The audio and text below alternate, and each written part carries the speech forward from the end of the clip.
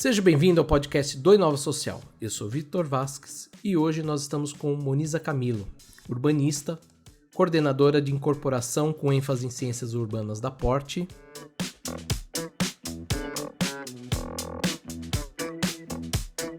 Moniza, seja bem-vinda. Olá, Vitor. Obrigada para todo mundo que está escutando. Espero que a gente possa ter uma conversa bem legal. Moniza, hoje a gente vai falar um pouquinho sobre cidade num contexto geral. Então, eu queria falar um pouquinho sobre um tema que tem se falado pouco, né? Que é a pandemia. Ela e o isolamento social aceleraram uma ressignificação da cidade como um todo, com home office, mobilidade. Então, a gente teve vários pontos sendo discutidos novamente. E um dos conceitos que ganhou força nos últimos tempos, aí, nesses últimos meses, foi a cidade de 15 minutos. A gente já falou aqui no Inova Social sobre esse conceito. Eu vou colocar aqui nos comentários o link para quem quiser acessar. Mas resumindo, é basicamente uma cidade onde a gente tem tudo a 15 minutos de distância e a pé. Esse é um ponto importante. Como que você vê esse novo formato de cidade, principalmente no contexto Brasil? Na verdade, Vitor, se a gente for comparar de forma genérica, né, essa expressão de cidade de 15 minutos para cidades, por exemplo, da Europa, esse é um fato que já é basicamente existente, né? Amsterdã, Paris são cidades, por exemplo, que já aplicam esse conceito, né? Quando a gente começa a falar de Brasil, isso fica um pouquinho mais complicado, porque muitas das cidades do Brasil, elas foram crescendo de forma desordenada e muitas vezes com um plano diretor não muito bem conceituado.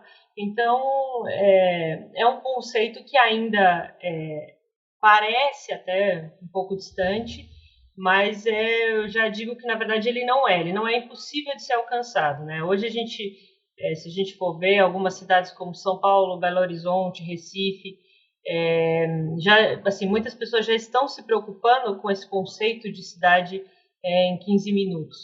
Isso já vinha, eu acho que um pouco antes da pandemia, com o crescimento das cidades, né, e vendo o quanto mais as pessoas estavam se deslocando da onde elas moravam para trabalho, da onde elas moravam para lazer, enfim, em cidades grandes, por exemplo, como São Paulo, as pessoas começaram, né, os incorporadores, enfim, os órgãos públicos, começaram também, já estavam vendo isso como uma necessidade. E agora, com a pandemia, isso se tornou ainda mais evidente, né, pelo fato da gente ter percebido aí que o quão menos a gente se deslocar é melhor, né, o quanto a gente tiver coisas mais próximas é melhor. Então, ele ainda parece distante comparado a outros lugares do mundo, mas eu entendo que isso é uma coisa que é uma tendência, né? Se a gente falar um pouquinho de São Paulo, inclusive, já vou até falar um pouquinho adiantada, a gente pode mencionar aqui o exemplo do Eixo Platina, que é um projeto idealizado pela Porte, né? E ele acompanha essas tendências mundiais e principalmente as necessidades locais, né? Ele a gente está chamando de eixo, né? Ele está localizado na Rua Platina e ele fica na região leste de São Paulo.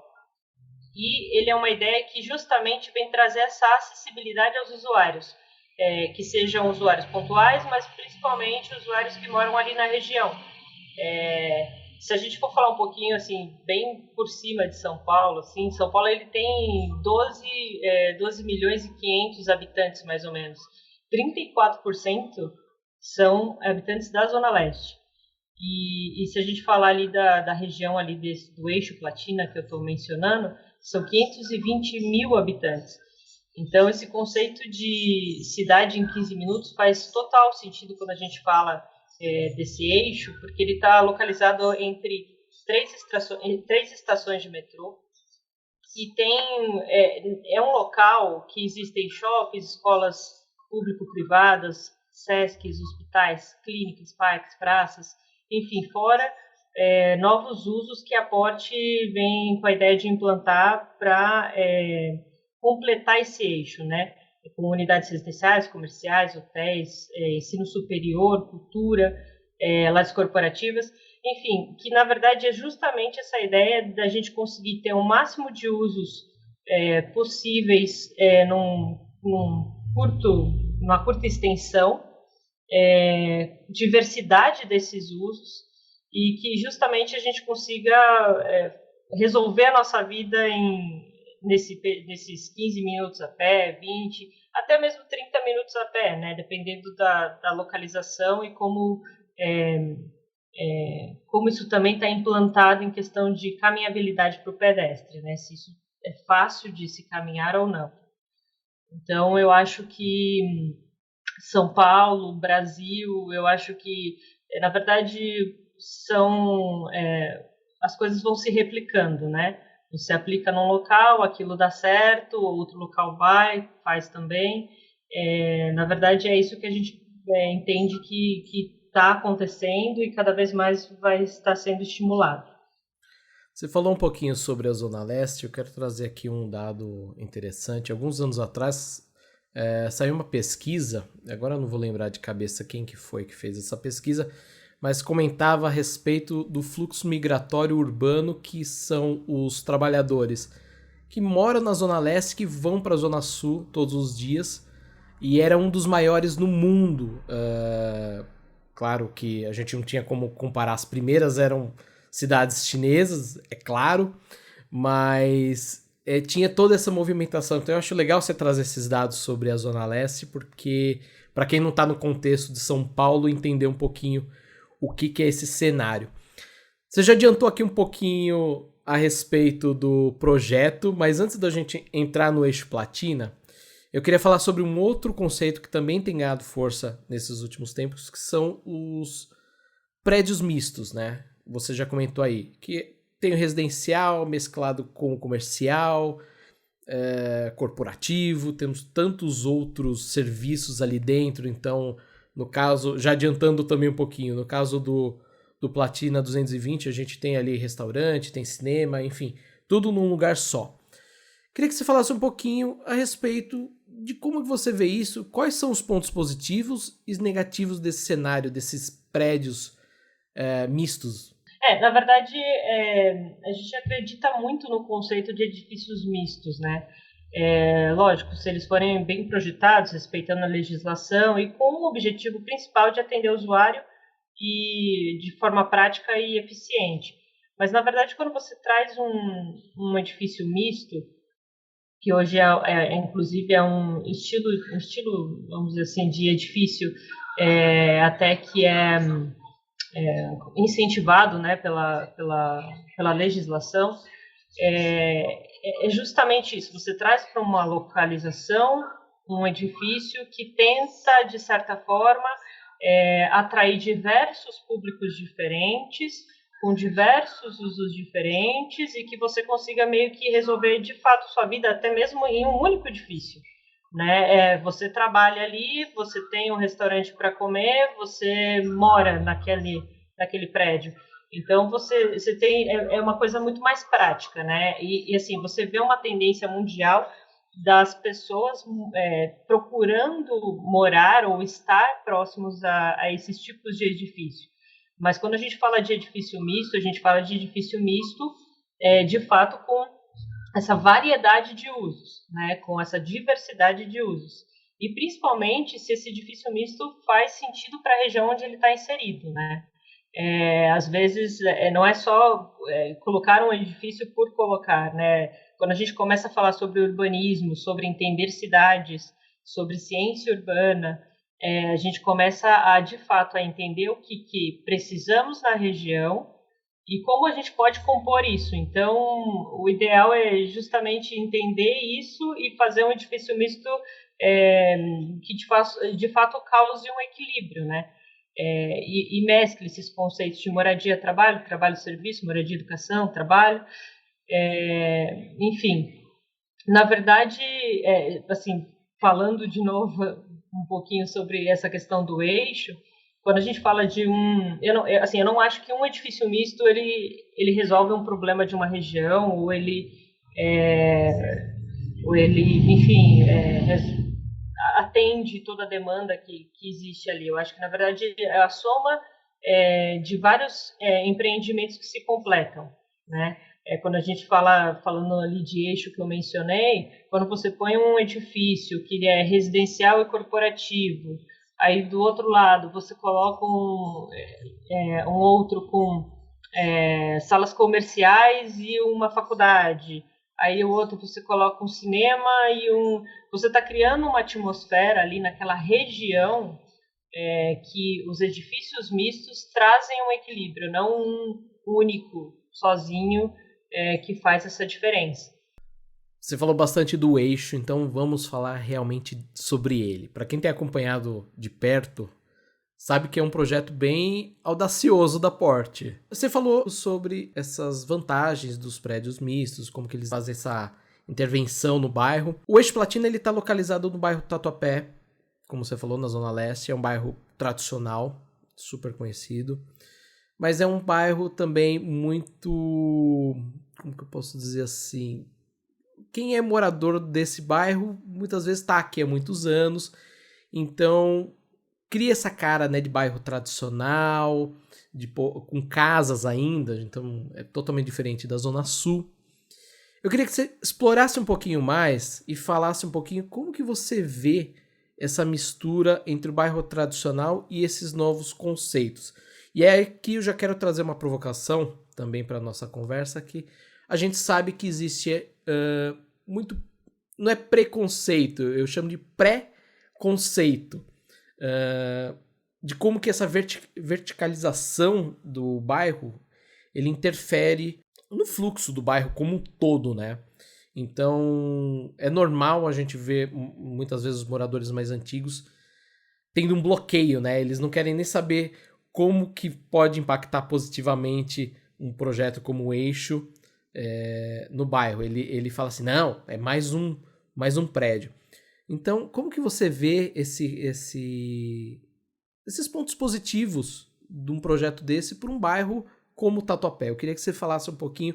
Eu acho que isso, de tudo que eu vi, foi até um pouco explorado a respeito disso.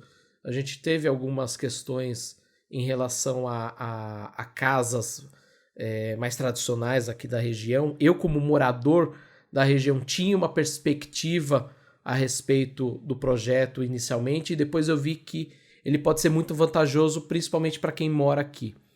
Então, eu quero que você comente um pouquinho desses cenários de um ponto de vista de urbanista. Enfim, a bola está contigo agora. Certo, tá bom. Na verdade, é o que você falou, né? O Tatuapé é um bairro tradicional da Zona Leste. E assim, isso não vai mudar, né? A gente não pretende acabar com as tradições e sim trazer qualidade de vida para os moradores que estão nessa região, né? Isso de propor novos usos que façam diferença para a região e desenvolvimento e trazer o desenvolvimento. Na verdade, assim, o Tatuapé, ele e alguns outros bairros da região leste, mas principalmente ele, a gente vê que vem numa crescente de desenvolvimento já de uns bons anos, né? Hoje, só para entender um pouquinho, contextualizar, a gente tem um departamento dentro da Porte que chama Ciência Urbana, que tenta entender a cidade, vamos dizer verdadeiramente. O que eu quero dizer? É entender de fato quais são as carências de uma região, o que é necessário para ela se tornar equilibrada, o que falta para ela chegar talvez num nível mediano de São Paulo, porque às vezes ela está muito inferior em questão de desenvolvimento urbanístico. Então, quando a gente começou a estudar tudo isso, a gente tem vários estudos, não somente do Tatuapé, mas da cidade de São Paulo como um todo. Então, estudamos várias áreas de São Paulo. A gente consegue entender que o Tatuapé veio numa crescente. Hoje, o Tatuapé ele pode ser considerado um dos bairros mais equilibrados de São Paulo. Quando a gente diz de equilíbrio, né, falando de equilíbrio, seriam um dos bairros que possui mais infraestruturas e diversidade de usos. Então, você encontra um hospital, a gente não está falando de quantidade, e sim de diversidade. Então, a gente consegue tem o hospital, tem a clínica, tem a moradia, tem o parque, tem o shopping, enfim, tem uma variedade muito grande de diversidade de usos. Não quer dizer que já está bom ou que é o suficiente, né? A gente sempre tem que procurar melhorar cada vez mais o bairro, né? A região, e tentar também deixar ela vamos dizer assim, no equilíbrio de um bairro equilibrado, que dê qualidade de vida e que forneça o máximo de equipamentos para ajudar a vida das pessoas. Então, quando a gente começa a olhar para o Tatuapé, a gente já vê que ele já existe, por mais que ele seja tradicional, ele já vem num crescimento. Quando a gente pensa aí nos empreendimentos, seja do Eixo Platina ou outros empreendimentos da Porte, ou não só a Porte, como outros empreendedores na região também, a gente vê que estão trazendo mais equipamentos para desenvolvimento da região, mas que é uma região que ela já há um tempo ela permite esse tipo de desenvolvimento, né? Quando a gente pensa assim no geral, a cidade ela é orgânica. E a gente não pode exigir que ela seja somente orgânica no centro de São Paulo, ou que ela seja somente orgânica na Zona Sul ou na Zona Oeste. A Zona Leste, por muito tempo, ela foi uma zona bem esquecida. Então, é uma zona é uma região, né, que com o passar do tempo, mais olhares estão vindo para cá, mais pessoas querendo investir, mas isso a gente não pode a gente tem que tentar ver o lado positivo disso, né, o crescimento tanto urbanisticamente quanto economicamente da região. Esses projetos os projetos recentes da Porte, né, eles incentivam justamente a convivência e a troca entre moradores, tanto dentro do empreendimento, com espaços amplos de convivência, quanto com o bairro, né, como um todo, né. Uma das coisas que todos os empreendimentos a gente traz é a fachada ativa, justamente para tentar trazer vida para essas ruas, para esses locais, né? Trazendo lojas, tentando criar a falada vida 24 horas. E tudo isso a gente entende que isso tende a agregar. Quando a gente começa a falar de fachada ativa, pensando em empreendimentos assim, a gente pensa em calçadas mais largas, né? Tentando deixar melhorar a caminhabilidade das pessoas no bairro, trazer mais iluminação, trazer acessibilidade também em todas as calçadas. São várias coisas que uma coisa complementa a outra. Não é simples, uma coisa já é o uso por si só de trazer usos necessários para aquela região. Outra coisa é o que você vai mexendo no desenho urbano da cidade, que também, se você for pensar o quanto isso pode melhorar também a vida de quem mora ali ou de quem está simplesmente passando. Então, essa ideia toda às vezes pode assustar, né? O desenvolvimento, às vezes, ele assusta, principalmente nesses bairros que são mais tradicionais, né? Tatuapé, Moca. Mas, no futuro, eu acredito que a gente vai ver o quanto isso melhorou do que piorou, né? Você trazer também vários tipos de coisas e evitar que as pessoas tenham que sair da casa delas e atravessar a cidade, isso também faz toda a diferença, né? Enfim, talvez no começo seja meio assustador, mas toda transformação ela passa por altos e baixos, né? E a gente só vê que, na verdade, esse tipo de transformação que a gente está pensando e está sendo proposto só tende a melhorar e trazer melhor qualidade de vida para quem mora ali. Agora, quando a gente fala tem um outro ponto só para ressaltar também. Quando a gente fala do Tatuapé, e falando especificamente da Porte, né, por exemplo, a gente sempre tenta ouvir o morador também. Quando a gente vai aplicar determinados projetos, por exemplo, o próprio projeto do Eixo Platina, lá atrás, na concepção dele, foram feitas reuniões, entrevistas, com moradores da região, para justamente entender o que eles entendiam que seria melhor para a melhoria do bairro, o que faltava no bairro. Então, às vezes, muita gente às vezes não tenha todo o conhecimento do que está sendo, o que aquela transformação de fato representa, né? Mas a gente vê isso como muito positivo. Agora, quando a gente fala de essa questão da verticalização, na verdade, assim, falando de verticalização, o quanto que isso interfere em trânsito ou o quanto isso agride o meio ambiente. Na verdade, quando a gente fala de espaços de áreas verdes, por exemplo, né, não necessariamente quando a gente verticaliza, a gente acaba com espaços verdes. Eu acho que tudo depende também de quem implanta e de como implanta, né? Um exemplo que eu posso dar sobre isso é sobre a gente ter um empreendimento que a gente tinha um terreno muito grande e a gente poderia usar, por exemplo, a ocupação máxima desse terreno para criar 2 torres. Só que se a gente criasse 2 torres, a gente teria que usar, de fato, a ocupação máxima e usar o mínimo de recuo da rua possível.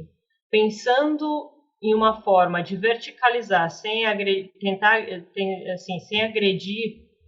o entorno ali imediato, a ideia, por exemplo, foi criar uma única torre mais alta, porém deixando o máximo de recuo possível do limite do empreendimento para a rua, justamente para tentar deixar uma calçada mais agradável para todo mundo, para a população imediata ali, né, local, plantando novas árvores, preservando as existentes. Então eu acho que tudo essa questão da verticalização também, ela tem um debate muito grande, mas tudo depende de como você faz essa verticalização, de como você implanta, né? Falando um pouco sobre dado e ainda sobre áreas verdes, tem uma informação de que a ONU ela exige, né, como ideal que se tenha 9 metros quadrados por habitante de área verde. São Paulo ele está super abaixo dessa média se comparado a grandes cidades como Nova York, né, que é uma cidade, aparentemente, se a gente puder comparar São Paulo e Nova York, elas são muito parecidas em várias questões. Na Zona Leste, a gente vê que a gente tem algumas concentrações de áreas verdes, mas a gente precisa de muito mais, né?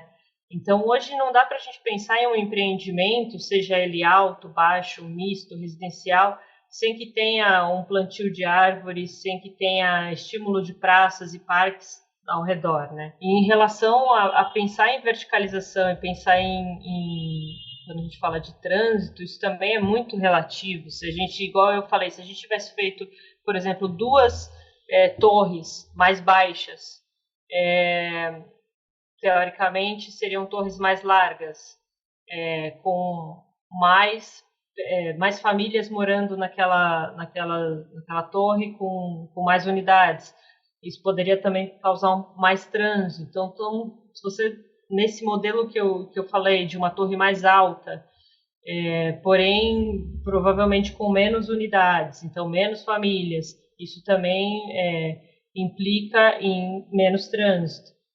Mas essa questão do trânsito, a gente também pode ir para uma outra linha de raciocínio, né? Porque quando você traz esse tipo de verticalização para uma região, pode até ser que, dependendo do perfil do empreendimento, do uso que ele tem, você vai acabar provocando um aumento de carros naquela região. Mas você acaba causando um equilíbrio na cidade. Aí a gente começa a falar sobre cidade. Você diminui o tanto de carro que está saindo de uma região, que a gente falou aí, a Zona Leste ela tem mais de 4 milhões e 500 moradores, mais ou menos.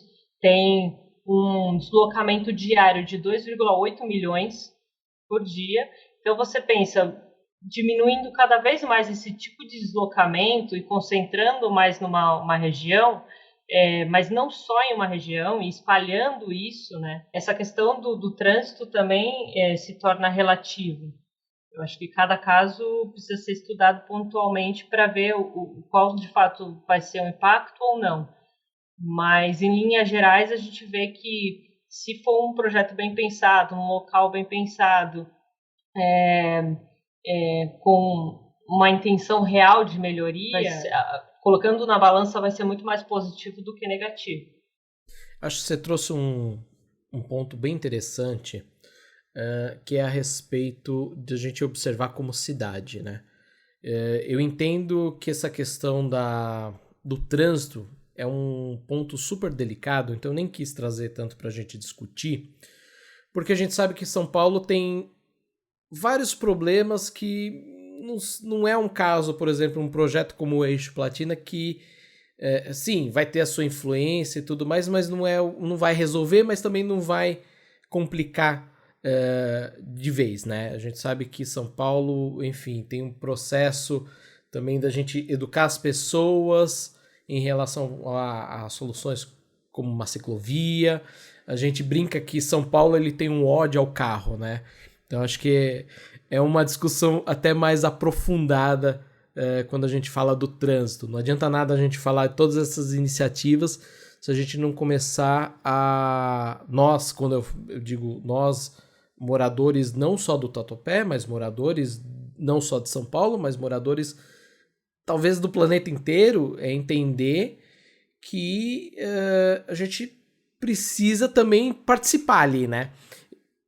Eu acho que você falou da área verde, e isso adiantou até um pouquinho uma pergunta que eu tinha aqui na nossa pauta. Eu acho que ocorre muito que a gente acaba deixando para o poder público essa discussão de não, eu preciso ter mais áreas verdes, eu preciso ter isso, eu preciso, então, uma prefeitura, um governo, que ele faça uma legislação e que me proteja o meu espaço verde, mas eu sinto também que o cidadão, ele às vezes foge um pouquinho dessa responsabilidade. E aqui no Inova a gente tem um conceito que a cidade ela é construída por todos, seja o público, seja o privado, o cidadão como indivíduo. Então acho que esse é um ponto bem legal. Por isso que eu queria até falar que a gente não entrou tanto no trânsito, porque principalmente para quem conhece o Tatuapé, sabe que a questão do trânsito vai ser um desafio como um todo. Trazendo um projeto como o Platina 220, que a gente vai falar agora, que é o prédio mais alto de São Paulo, eu acho que a primeira perspectiva é olhar e falar assim, não, vai me gerar mais trânsito na região. E nem sempre é dessa forma, né? Justamente porque ele está numa região ali que ele está muito próximo ao metrô, né? Ele está próximo ao metrô Tatuapé, ele está próximo ao metrô Carrão. Então ele acaba ficando numa região ali que não necessariamente os seus usuários vão chegar nele de carro, vão precisar estar ali sempre de carro. Ainda mais naquela região onde ele está inserido, a gente vê uma grande movimentação das pessoas caminharem, né, andarem a pé. Então, eu acho que não necessariamente tem a ver essa questão do trânsito. Você falou do metrô, por exemplo, para quem conhece um pouquinho mais o bairro, se a gente está falando aqui de cidade de 15 minutos, 15, 20 minutos a pé, a gente tem 3 ciclovias no pedaço. Então, assim, de novo, é também colocar o cidadão nos seus deveres e nos ônus e nos bônus, né? Uhum. Sim. Falando um pouquinho do Platina 220, especificamente do projeto dele. A gente está falando, de novo, do maior prédio de São Paulo agora. Eu sei que isso acredito eu, dentro da Porto, uma questão de orgulho, mas também tem um pezinho de responsabilidade, né? Você falou muito sobre áreas verdes. Eu conheço por cima, mas eu queria que você contasse não só para mim, mas também para o ouvinte, quais são os aspectos sustentáveis desse projeto? O que vocês estão trazendo do ponto de vista de responsabilidade? Você falou muito social aqui, né? Muito calçadas largas, mas vamos falar um pouquinho sobre ambiental. O que a Porsche tem feito nesse quesito? Como que o Platina 220 está sendo construído pensando esse pilar ambiental? Na verdade, não somente o Platina, mas praticamente todos os empreendimentos que a gente faz, né, como empresa, a gente está sempre preocupado com essa parte sustentável, né? Porque é isso, não adianta a gente olhar para o usuário, para a cidade, para isso, para aquilo, se a gente também não olhar para a parte ambiental, porque uma coisa está ligada à outra. No caso do Platina, tem algumas coisas que a gente pode destacar, né? O Platina é um empreendimento que ele tem certificação Aqua, essa parte de ele ter um paisagismo também pensado para espécies nativas, né, que é preservação da fauna local. Para quem é leigo, o que é esse certificado? Na verdade, a certificação Aqua é uma certificação que geralmente é feita para edifícios corporativos, né, quando a gente tem lajes corporativas, mas nada mais é do que vamos dizer assim, falando bem, é um manual que a gente deve seguir de algumas áreas técnicas e alguns requisitos que o empreendimento precisa cumprir para melhorar a eficiência e economia, né, de água, de energia, de desperdício, enfim, são algumas exigências que a gente tem que cumprir e geralmente edifícios que têm lajes corporativas possuem essa certificação. Porém, a Porte, ela atende, a gente tem lá uma lista de requisitos na certificação, e a Porte atende esses requisitos independente de ter ou não uma certificação Aqua, porque nem todo empreendimento a gente tem certificação Aqua pelo fato de não ter, por exemplo, lajes corporativas. Então, coisas que a gente considera aí nos empreendimentos são os vidros, por exemplo, com maior eficiência no empreendimento como um todo, não só no corporativo, né, em todos os outros empreendimentos.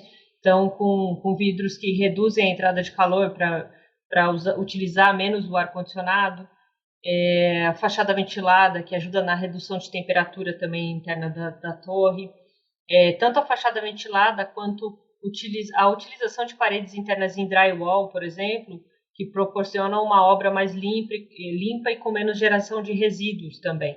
Uma outra coisa, o Platina ele é um edifício misto, né, que possui unidades residenciais, corporativas, salas comerciais, hotel e lojas. E nas unidades residenciais e de hotel tem um aquecimento central, né, e isso possui o apoio de painéis solares para diminuir esse consumo de gás natural também. Então, essas são algumas das coisas. Outra coisa, por exemplo, a gente tem personalização de unidades residenciais, né? Residenciais, comerciais e corporativas. Então, a gente sempre busca explorar ao máximo essa personalização dessas unidades com opções variadas de plantas, vamos dizer assim, para tentar diminuir ao máximo aquela questão de depois ficar, o usuário entra, quebra as paredes, então você tem resíduo. Então, na verdade, o quão antes a gente conseguir ver uma forma de agradar o cliente, a gente acaba também no futuro minimizando essa questão também de resíduos futuros aí por uma questão de uma reforma futura, por exemplo. Vanessa, nós vamos entrando aqui no nosso último pedacinho da conversa. Então eu já queria dar um salto para o futuro. Atualmente a gente tem as chamadas fazendas verticais, é um conceito da agricultura que permite cultivar plantas em locais fechados. A gente tem algumas iniciativas já em São Paulo acontecendo. Um projeto como o Platina 220, a gente já tem lá dentro comércio, residência, hotel, escritório.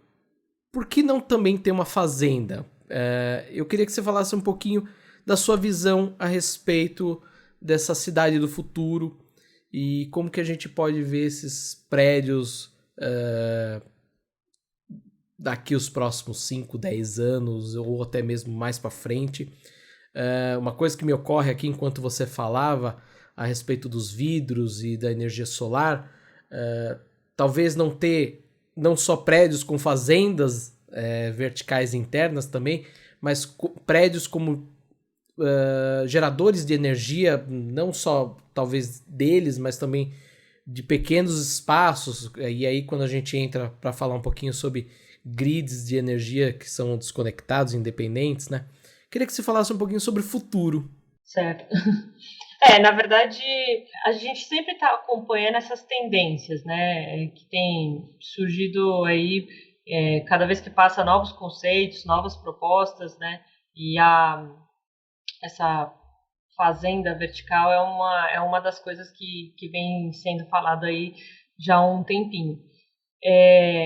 Todo empreendimento que a gente faz sempre tem um processo aí de pesquisa, né, de demanda, de levantamento de aspectos até regionais. Hoje a gente não tem nenhum projeto pensado para uma fazenda vertical, por exemplo. Porém, em vários dos nossos empreendimentos já estão sendo entregues ou serão entregues, né, com o conceito de horta compartilhada entre os moradores. Então, já é um espaço destinado para isso, que eu acredito que é uma forma, de certa forma, de você começar a provocar isso nas pessoas, né? Mudar essa rotina. Quando a gente já fala hoje dos empreendimentos, a gente tem visto, não só nos empreendimentos da Porsche, mas em vários, né, de São Paulo, esse conceito do compartilhado, né, que hoje é muito se compartilha. Então, você compartilha a ferramenta, você compartilha, de fato, o espaço ali, você tem áreas de trabalho dentro do empreendimento que também são compartilhadas, e isso tudo eu vejo que quando a gente fala de empreendimentos do futuro, eu acho que a gente já está numa crescente e isso só tende a aumentar, mesmo com toda essa questão da pandemia e, de fato, de você não está podendo aglomerar e, querendo ou não, você não está podendo compartilhar tudo, né? Mas também eu entendo que é uma fase, e isso também vai passar, e o que fica dessa questão da pandemia para esses empreendimentos compartilhados e tudo mais é a higienização de tudo isso e como isso tudo de fato vai funcionar daqui para frente. Mas, de qualquer forma, essa ideia de horta compartilhada já começa a plantar de fato ali a semente, e justamente para a gente entender como as pessoas se comportam com esse tipo de equipamento dentro do empreendimento, né? Então, a gente tem observado hoje a demanda pelo consumo consciente e o aumento do consumo de produtos orgânicos também, que incentivam a economia local e são aspectos importantes que certamente dialogam com esse conceito de fazendas verticais. Eu, particularmente, acho bem interessante a gente pensar nessa aplicação no futuro, mas eu acho que ainda exige uma série de estudos ainda, e eu acho que a gente dosando isso aos pouquinhos para realmente entender como as pessoas lidam com isso. E eu acho que uma das outras coisas que eu entendo aí, que eu vejo, né, como cidade do futuro, alguns pontos que a gente pode destacar, que eu acredito que a gente precisa ter maiores adensamentos, a gente precisa ter menores deslocamentos, a gente precisa ter interação cada vez mais entre as pessoas, essa troca, né? Isso modifica a cidade, isso modifica pensamentos, isso só tende a agregar. O que eu falei, o aumento de espaços compartilhados, eu acho que é uma tendência e eu acho que as pessoas cada vez mais estão se adaptando e estão se adaptando bem a isso, né? Consumo consciente, valorização da economia local, que eu também acredito que isso é pouco explorado em muitos lugares.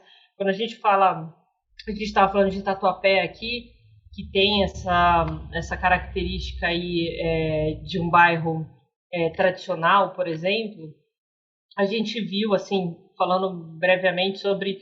a gente fez alguns estudos durante a pandemia, inclusive nas redes sociais da Porsche, a gente ficou soltando algumas informações que foram feitas baseadas nos estudos de ciência urbana.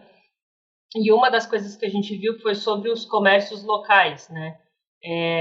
Quando começou a fase pior da quarentena, que vários estabelecimentos fecharam e tudo mais, a gente começou a tentar identificar sobre esses micro e pequenos empresas, né? E a gente viu que o Tatuapé, e não só o Tatuapé, mas uma parte da região leste era uma das regiões que mais possuíam essas micro e pequenas empresas, que na verdade eram pequenos estabelecimentos, desde sapateiro a um restaurante.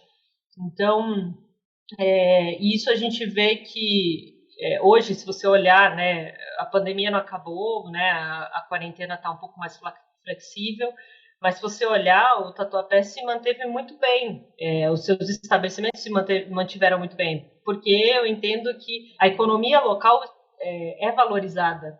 Então, todo mundo ali se ajudando de certa forma, e eu acho que isso é essencial para uma cidade também, de certa forma, parar em pé. Então, eu acho que isso é necessário em todos os locais para que esse desenvolvimento seja uma coisa de fato saudável, né? Mas tudo isso que eu falei até agora, né, na verdade, se baseia na ideia da gente dar ferramentas para a população, para que a população mude seu estilo de vida, que é o que você falou também aí, quando a gente falou sobre ciclovias, né, falou um pouquinho sobre isso. Na verdade, a ideia é que a cidade comece a se desenvolver não somente por quem está incorporando, por quem está colocando, mas sim por quem utiliza. A partir do momento que as pessoas começam a utilizar e mudar o estilo de vida delas, mudar a forma de pensar, mudar a forma de... O que adianta a gente colocar uma calçada larga, com vegetação, com acessibilidade, tem a lixeirinha ali, a pessoa vai lá e joga o lixo na rua. Então, essas coisas... esse é o desenvolvimento da cidade, isso é orgânico, e isso vem de todos os lados. Então, eu acho que... isso também vai provocar com o tempo também, eu, sem entrar nesse mérito, mas também as pessoas deixarem de utilizar os carros, né, cada vez mais, que também é uma transformação na cidade. E, na verdade, o meu desejo é que as pessoas se sintam inspiradas cada vez mais em buscar o melhor para a cidade, para os usuários, antes de qualquer outra coisa ou desejo pessoal. Anisa, queria agradecer a participação, acho que foi um bate-papo bem interessante, não só para quem conhece São Paulo, mas para como um todo. Eu acho que a gente tem alguns aprendizados e coisas que estão já sendo feitas aqui na região para serem aplicados talvez no Brasil inteiro e até mesmo em outros locais. E, de novo, gostaria de agradecer o bate-papo. Deixo aqui o espaço para você deixar um último recado para quem está nos ouvindo. Na verdade, eu agradeço o convite. Eu acho que é muito legal a gente poder participar desses bate-papos, poder colocar os nossos pontos de vista, mas desde que também eles estejam embasados, né? E que, de fato, o que eu falei ali no final é que as pessoas realmente se sintam inspiradas a cada vez mais olharem para a cidade com um carinho e realmente perceberem o que está acontecendo no meio e tentarem fazer a diferença, cada um individualmente. Eu acho que é isso e, de novo, obrigado aí pela oportunidade. Anisa, mais uma vez obrigado. E o ouvinte, a gente se vê no próximo programa. Até lá. Tchau.